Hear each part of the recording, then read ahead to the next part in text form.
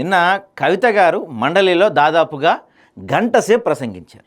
నాకు ఆశ్చర్యం అనిపిస్తున్న విషయం ఏంటంటే, సహజంగా ప్రజా సమస్యలపైన మాట్లాడటానికి, ప్రజా పోరాటాలపై మాట్లాడటానికి మనకి టైం ఉండదు. కానీ కవిత గారి సొంత విషయాలు, ఆమె జీవిత చరిత్ర, ఆమె ఎలా పుట్టింది, ఎక్కడ పుట్టింది, జైలుకి ఎందుకు వెళ్ళింది, జైలుకి వెళ్ళిన తర్వాత ఏమైంది, ఇలా ఆమె జీవిత చరిత్ర మొత్తం ఒక గంట సేపు మండలిలో చెప్తూ ఉంటే, ఆమెకు గంట సేపు టైం ఎందుకు ఇచ్చారు?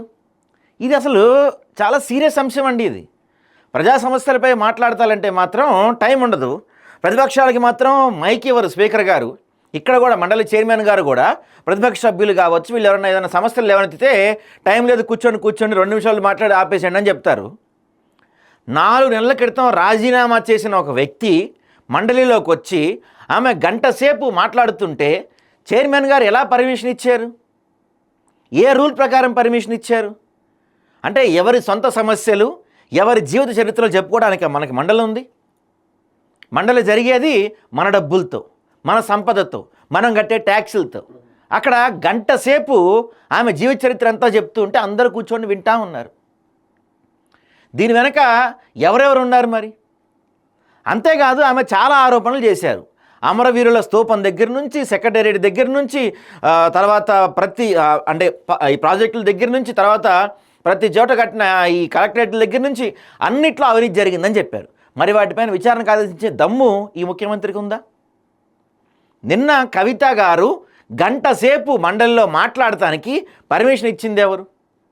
వెనకొండి నడిపించింది ఎవరు? బీఆర్ఎస్ వాళ్ళు కొంచెం ఆలోచించండి. ఇది సభా హక్కుల ఉల్లంఘన నోటీస్ ఇవ్వచ్చు. మీరు మాట్లాడితే మైకులు కట్ చేసేస్తున్నారు, మీరు మాట్లాడితే మిమ్మల్ని గొంతు నొక్కేస్తున్నారు. అలాంటిది ఏ ప్రజా సమస్యలపైన కాకుండా, ప్రభుత్వం పైన కాకుండా ఆమె సొంత విషయాలు చెప్పుకోవటానికి మండలి చైర్మన్ గారు గంట సేపు టైం ఇచ్చారు కవిత గారికి. దీనిపైన మీరు సభా హక్కుల ఉల్లంఘన నోటీస్ ఇష్యూ చేయొచ్చు. ఇది ఖచ్చితంగా సభా హక్కుల ఉల్లంఘనే అవుతుంది కదా. ఆమె సొంత ఎజెండా, సొంత సమస్యలు, సొంత విషయాలు చెప్పుకోవడానికి మనకి మండలి ఉంది. ఎవరెవరు ఆమె వెనుకొని నడిపించారు? పోనీ ఆమె ఏమన్నా ప్రభుత్వం చేస్తున్న తప్పులపై కావచ్చు, ప్రజా సమస్యలపై కావచ్చు ప్రతిపక్షంలో పోరాడిందా? ప్రతిపక్షంలో సభ్యులపైన ఆమె మాట్లాడుతుంది, ఆమె ఇంటి విషయాలు మాట్లాడుతుంది, ఆమె కుటుంబ విషయాలు మాట్లాడుతుంది, ఆమె పార్టీ నుంచి ఎందుకు గెంటేశారో మాట్లాడుతుంది. వీటికి ఆమెకు గంట సేపు టైం ఎలా ఇచ్చారు, ఏ రూల్ ప్రకారం ఇచ్చారో నాకైతే అర్థం కావట్లేదు ఇప్పటికి కూడా. అరే, ప్రతిపక్షాలు మాట్లాడతామంటేనే నోరు నొక్కేస్తున్నారు కదా, మైక్ ఆపేస్తున్నారు కదా. అలాంటిది ఆమె సొంత విషయాలు చెప్పుకుంటానికి గంట టైం ఎలా ఇస్తారు మీరు? ఈ మండలి అసెంబ్లీలో ఉంది సొంత విషయాలు, సొంత చరిత్రలు చెప్పుకోవటానిక?